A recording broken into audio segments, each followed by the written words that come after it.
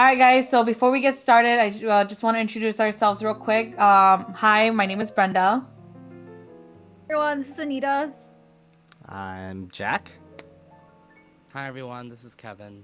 Today we thought we cover a little bit about the Hmong music industry right now, right? So as you guys kind of seen so far, like on Facebook, it's been kind of trending for a little bit. People have been talking about it, especially Hmong artists as well too.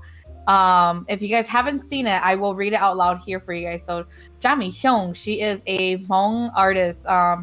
Is like an icon. I would kind of say, like, she's very well known in our Hmong music industry, and she made a statement or comment, um and she decided to share it as well too. So she says, I'd like to say something very honest to the younger generation. Sometimes people say to go after your dreams, etc., which is great, but I would also like to point out there's no money in Hmong music. Go be a dentist, a doctor, a small business owner, or anything else that can support you financially, but Hmong music cannot and have not been able to support many of the most famous singers in the history of Hmong music.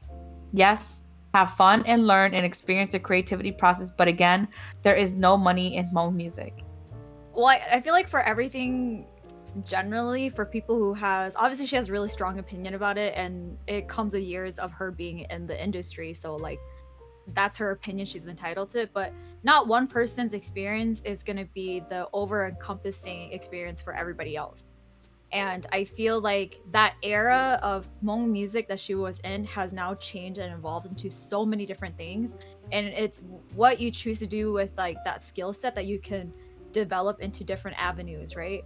Because if you look at business, if your only thing about business is like making money in one way, you're never gonna be like truly like financially like successful. Only like the lucky few that are the exceptions are like that, but you need to have like multiple like avenues of income to be financially successful, right?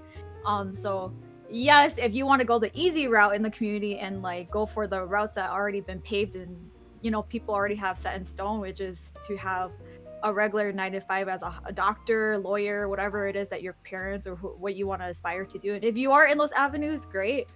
But the game has changed. As a creator, as an artist, I feel like there's so much more for us. And I think we constantly talk about it as a group too, where like Mo music is like developing into something different. And if you're short-sighted, then you're not going to see the end game. But for where I see everyone going is going to be so different, right? And of course, that's if the community supports it too.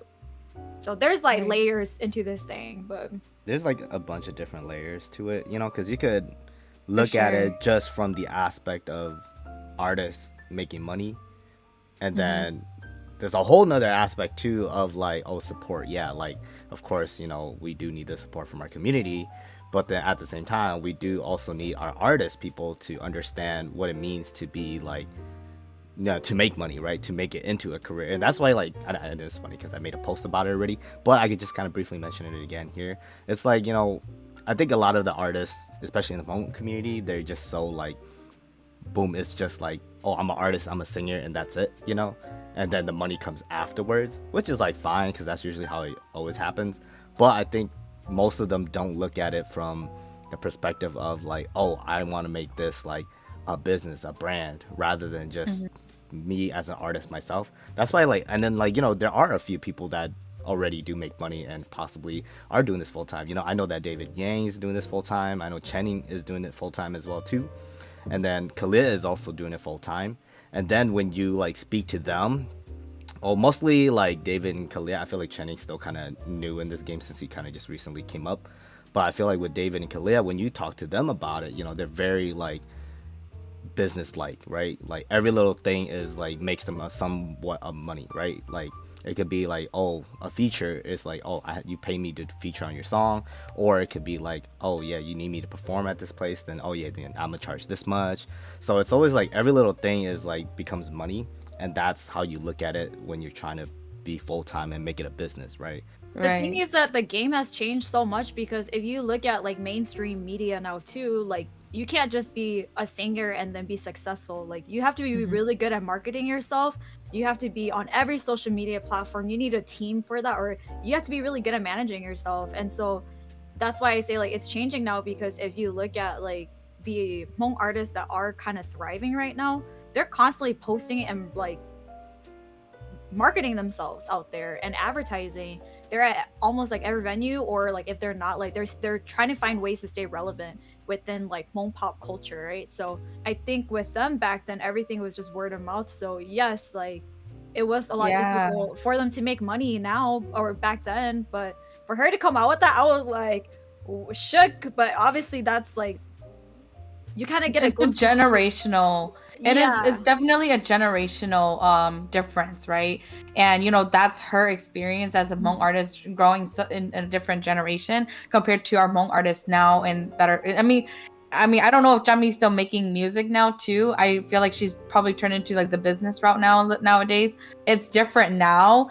And there's so many ways to monetize your stuff, and I think back then artists weren't able to have those resources. We're not skilled, and we're not understanding of all those things to monetize your stuff. And a lot of it is just like you copy and like even nowadays, like I think a lot of it is still kind of like that. There is a lot more opportunities, I feel like, to expand financially in this field, but for sure I think that we are not quite there yet, and I think we have more room to still grow and thrive. And that's the thing, like we just started. Yeah. I think this generation of musicians just started understanding, or like copyrights. Oh yeah, like oh you have to buy rights to things, and then you have to put it on like DistroKid or these distributors to put on Spotify and streaming stuff, Well, look And at so, Nita like, and how big she was on other people using her songs for videos and stuff.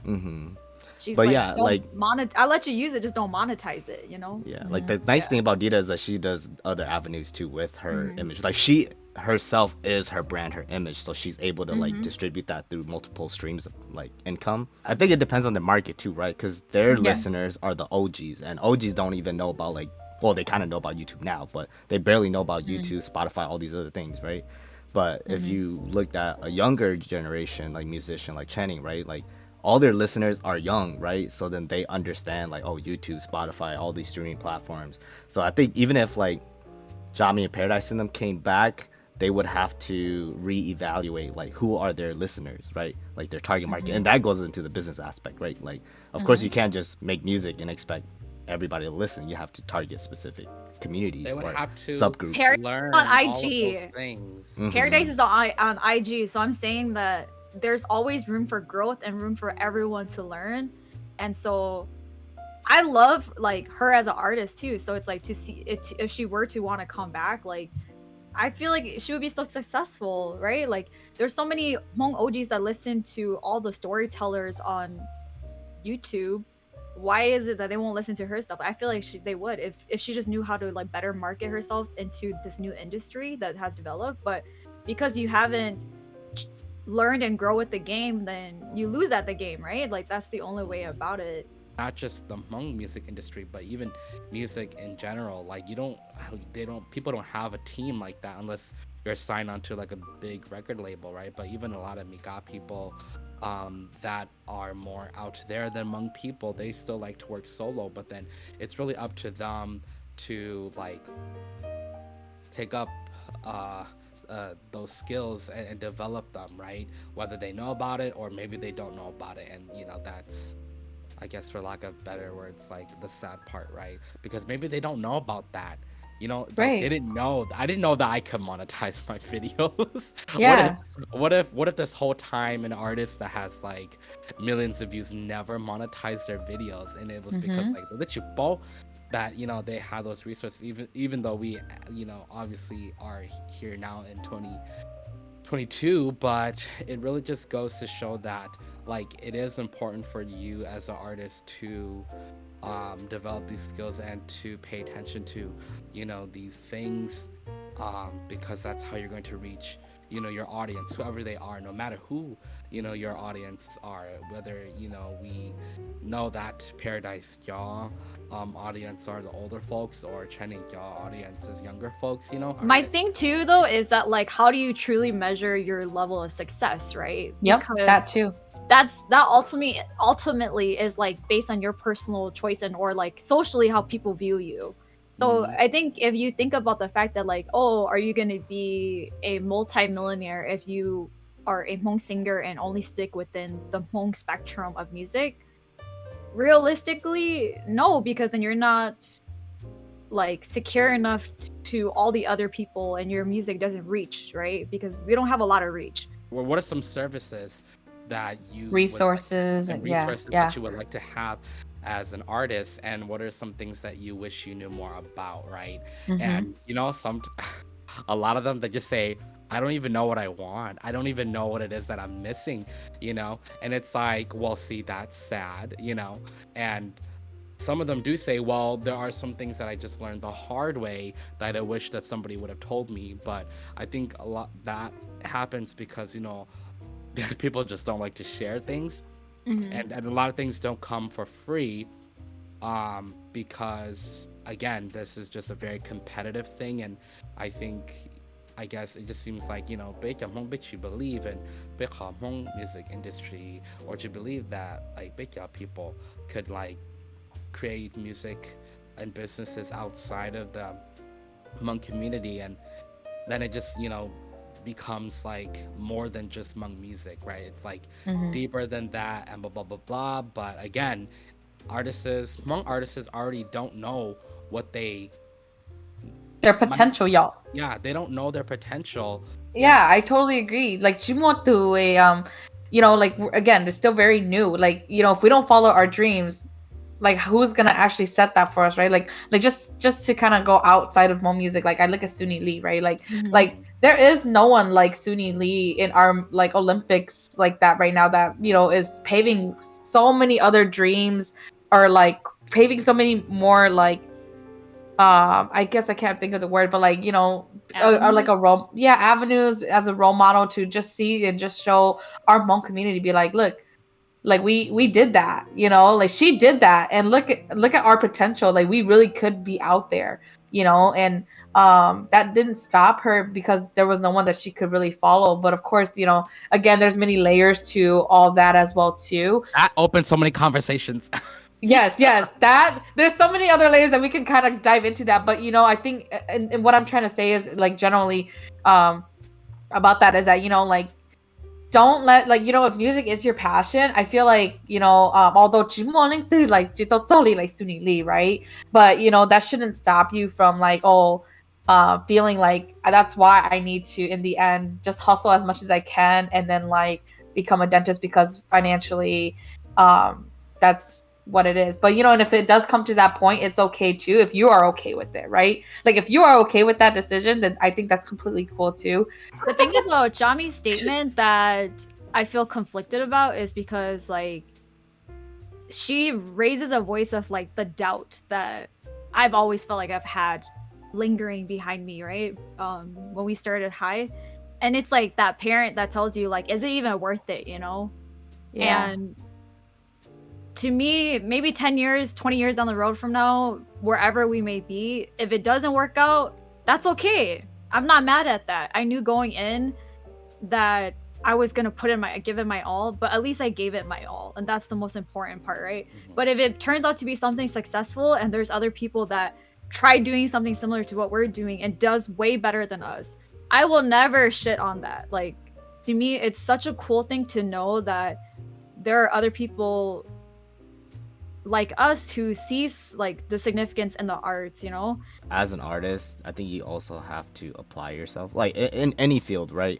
I think you have to apply yourself to it too. You can't just like do a little bit and expect it to, you know, pop off or anything like that. I mean, unless you're super lucky, but you definitely need to like really apply yourself and like do the research, you know, like put your 100% in it. You know, you can't just like go into the music industry and be like, oh, okay, to be an artist I just need to record myself and sing and then put myself out there. No, it's like, well, sure, if you just want to be a singer, you know, like you want to karaoke, you can do that. Yeah, you can do that, but if you're trying to like go full time and stuff, like there's so much things really you have to do. Like really pursue it, like put 110% into it and then like do your research, you know, like, and you can find all these information like online too. Like that's what we learned in school, right? Is like, how do you research, right? So you just research And then there's like, sure, you might not get all the information you really want, like all the details of it, but you get the general idea of what it means to be an artist, right? You have to be an artist that's like willing to grow and redevelop,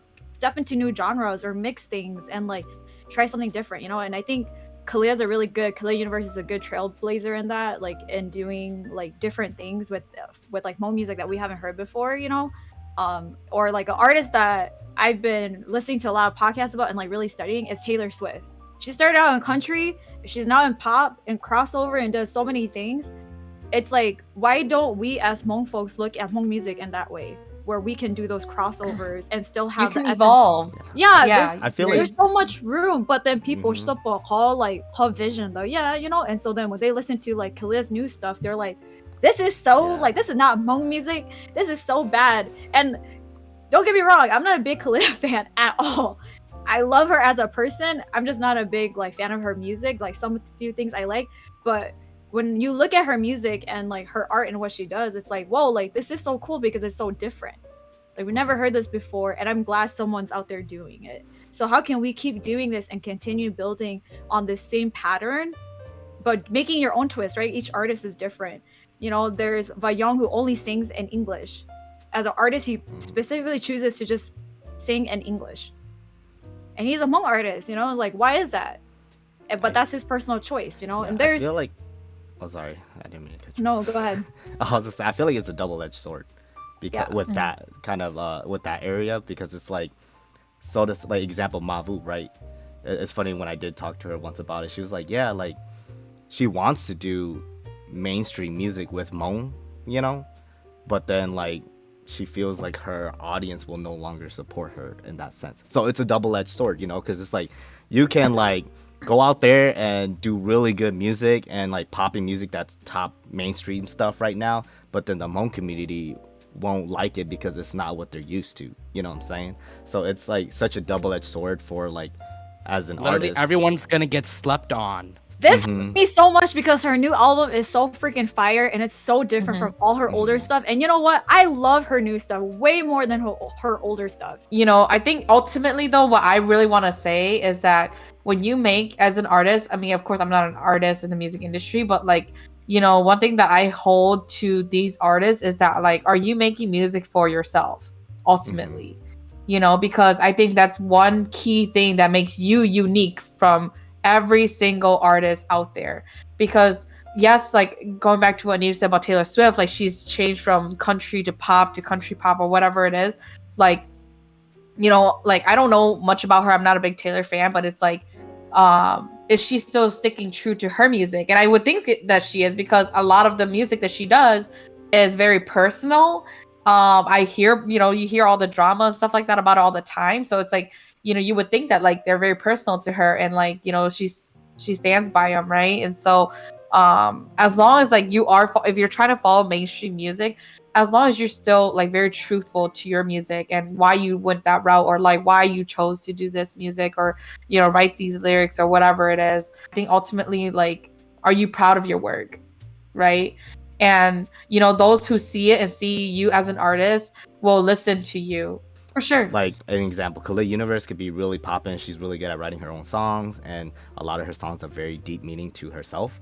But I think she could also open the door of like having other people write for her. You know, like a person to write. I totally agree. And you know, like they're doing this all the time, and like overseas in Laos and Thailand, like all of our Hmong artists over there, they're already into this game of like, like we don't see it over here because I feel like we just don't get as much news from that. But if you think about it, like, so many artists over there are writing songs for each other, and as long as go to show like, you know, then like you can have a writer. But I mean, even in the American industry, you know, like we hear all these like different people like all like sing the same song, and then you only hear one artist take that song, you know. And so it's like demos. Yep. And that's and something so, we know, need to do as a Hmong community too, you know, and open that avenue, because once we open that avenue, then we can pay everybody too, you know. So to say, like, if David Yang, you know, like he's doing music full time, right? But then like he has someone from overseas, which I'm pretty sure he has at one point, like write a song for him, and then he just sings it because his voice sounds really good. then like he could send a certain amount of percentage cut to that person, that as a writer, Right. you know. And I think that we need to start looking at that too, just so that it's but not just one person doing everything, because it's so draining. That if we have more people do it, then that'll only open more doors. You know, the big question was like, can Hmong music make money, right? And you know, I think based on what everything we've kind of just shared and talked about, you know, I think obviously we all can agree that we're still very that we're all still growing as a community. We're still learning, and you know, we're still learning and trying to find out all these resources and services out here.